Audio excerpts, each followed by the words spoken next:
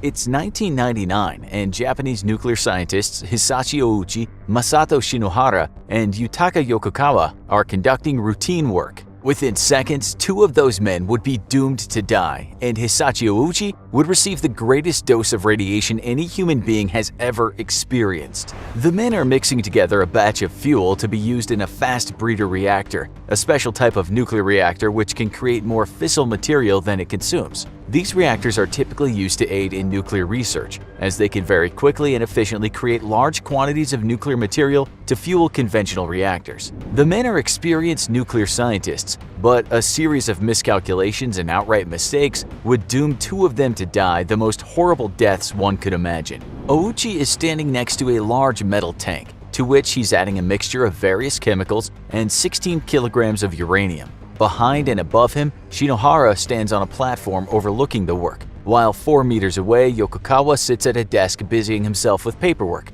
As Ouchi begins to pour the mixture into the precipitation tank, he doesn't realize that the tank has a maximum uranium limit of 2.4 kilograms. Ouchi dumps the entire mixture into the tank regardless, and as he does, he sets in motion one of the worst civilian nuclear accidents in history. The walls of the tank reflect neutrons being released by the uranium atoms, which causes the wayward neutrons to bounce back and strike other uranium atoms and split them, releasing even more neutrons. Under a normal uranium limit, not enough uranium atoms are present to sustain a nuclear chemical reaction.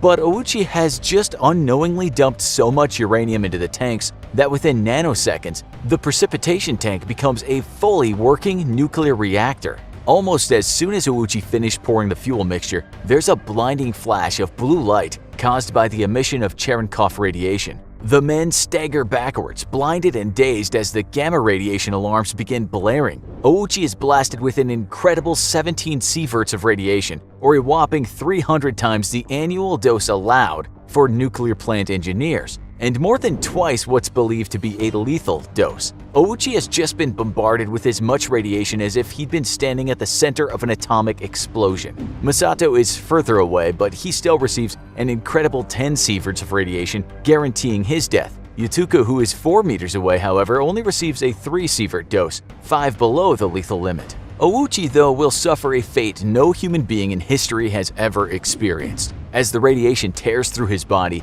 it completely destroys all of his chromosomes, making him the only human being ever to live with no DNA in his body. The radiation almost completely destroys all of his white blood cells and covers most of his body in third-degree burns. The radiation is so intense that it even burns the skin on the side of his body facing away from the tank. Ouchi is so disoriented by the radioactive blast that he immediately vomits into the precipitation tank and then manages to stagger backwards. Helping each other, the three men barely manage to stumble into the decontamination chamber, where Ouchi immediately passes out. The men are rushed to the local hospital, and treatment begins to try and save their lives. Ouchi is in critical condition and is flown to a better-equipped hospital in the Chiba prefecture. By the time he gets there, his skin is almost completely fallen off his body, and with no skin, any fluids he receives quickly leak out from his pores. Just to keep him hydrated, Ouchi has to be given fluids by IV 24/7, with the majority of those fluids simply leaking out of his body and soaking the bed. The doctors treating Ouchi know that he will not survive.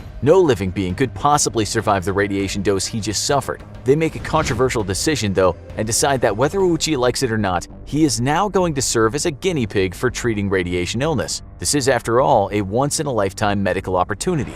To try and restore his white blood cells, he's given a transplant from his sister, who is a willing donor. At first, this seems to work, and Ouchi's white blood cell count starts to recover. However, his body is so poisoned by radiation that his own flesh destroys the new white blood cells. Completely helpless to infection, Ouchi is quarantined and sealed off from the world in a special suite. During this time, Ouchi fades in and out of consciousness. 5 days after the accident, he comes to. His wife is able to see him briefly, and blood is leaking from his eyes. He begs the doctors to let him die. He doesn't want to live in pain anymore. He tells them that he's not a guinea pig. The doctors respond by putting him into a medical coma. Their experiments are not over, and the doctors pump blood into Ouchi just as fast as he's losing it. He receives as much as 24 transfusions a day, and desperate for results, the medical team treating him begin to use drugs imported from all around the world. But his body is so damaged by radiation, they have no effect. 27 days after the accident, Ouchi's body begins to disintegrate from the inside out. He's been unable to regrow new skin, and in a bid to keep him from losing liquids through his body's pores, he's been wrapped in linen bandages. Daily skin transplants are being done, yet the transplants simply won't take and slough off. The muscles of his body start to peel off his bones. Inside his body, his organs begin to simply come apart as Ouchi liquefies from the inside out. At this point, Ouchi is nothing more than a skeleton with a few inches of flesh attached to it. His body has decomposed so much that his right foot has simply fallen off right below the knee joint. 59 days into the ordeal, Ouchi's heart stops, and yet the doctors resuscitate him 3 times over the course of 49 minutes. This severely damages his brain, which is likely a mercy. Ouchi is likely too brain damaged to regain consciousness again. Finally, on December 21, 1999, Ouchi dies of organ failure, his body simply unable to continue the basic processes of life despite being put on life support. Shinohara would last 4 months more than Ouchi, and was even thought to be recovering. On New Year's Day, he was able to visit the hospital gardens with the assistance of a wheelchair. However, the radiation had damaged him too severely, and slowly his own body began the process of shutting down. In February, he contracted pneumonia, and because of the damage done to his lungs by the radiation, he was unable to breathe on his own. The doctors hooked him up to a ventilator, taking away his ability to speak.